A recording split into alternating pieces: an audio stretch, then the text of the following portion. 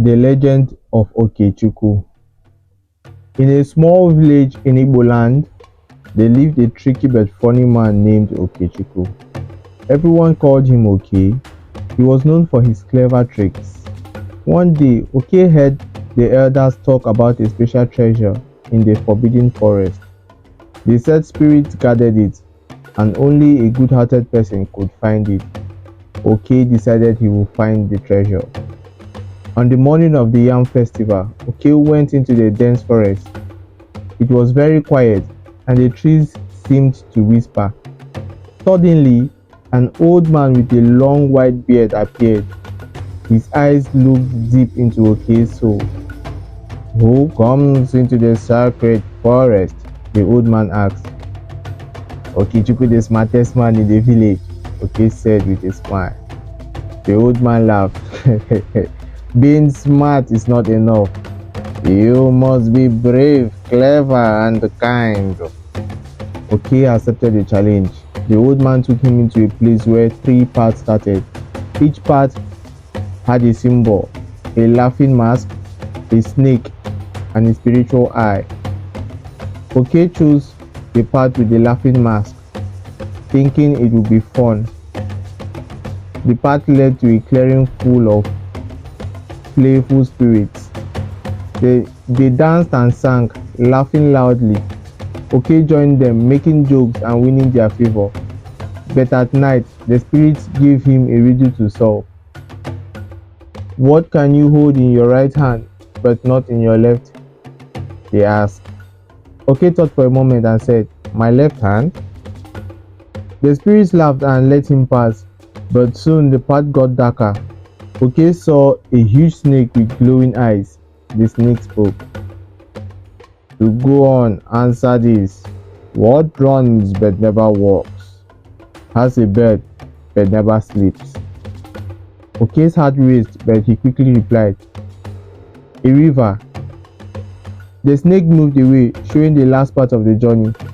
Oke reached the center of the forest and saw a glowing tree.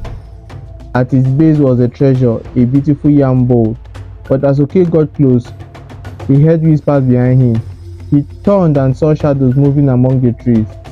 His heart pounded as he realized he was being watched. The shadows took shape, and spirits appeared, accusing him of greed. The old man came back now as a powerful spirit. "You wanted this treasure for yourself, Okechukwu.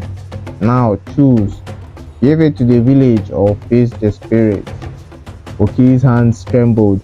The air grew colder, and the spirits moved closer, their eyes glowing. He knew he had to make the right choice. With a deep breath, he said, "I will give the treasure to the village." But as soon as he left the forest, greed took over Okechukwu. He changed his mind and decided to keep the treasure for himself. He hid the yam bowl in his home, planning to use it to become the richest man in the village. Days passed and the village noticed something was wrong. Crops withered, rivers dried up, and sickness spread. The elders suspected Oke, knowing he had gone into the forbidden forest. They confronted him, but Oke lied, saying he didn't find the treasure. The spirits, angered by Oke's betrayal, cursed him. Every night he was tormented by nightmares. The village discovered the hidden yam bowl, and Oke's greed and lies were exposed. The villagers turned against him, angry and betrayed. Okechukwu, once known for his clever tricks, was now seen as a selfish villain. He was banished from the village, forced to wander alone. After being banished, Okechukwu traveled far and wide. He eventually reached a distant village where no one knew of his past. He used his charm and cleverness to win the hearts of the people. He had helped solve problems, entertained children with his tricks, and even assisted the elders with his wisdom. In this new village, he was loved by all. The villagers admired Oke for his intelligence and wit. They welcomed him into their homes and made him a respected member of their community. Oke seemed to have found a new life, far from the shadows of his past misdeeds. But the spirits of the forbidden forest had not forgotten Oke's betrayal. One night, as Oke slept, the spirits visited him in his dreams. They warned him that he could not escape his past forever. Oke woke up in a cold sweat, realizing that his new life was built on a foundation of lies. Determined to keep his new life, Oke decided to change his ways for real. He confessed his past to the village elders, telling them of his greed and the curse that followed him. The villagers, though shocked, appreciated his honesty. They decided to help Oke break the curse. The elders organized a cleansing ritual to appease the spirits. Oke had to prove his true repentance by giving away all his possessions and living humbly. He agreed, knowing this was his only chance to make things right. However, despite his new life and the villagers' acceptance, Okechukwu could not escape the shadows of his past completely. The spirits, though they had lifted the curse, warned Oke that the balance of the universe required a price for his greed and lies. Oke knew that someday he might have to pay that price.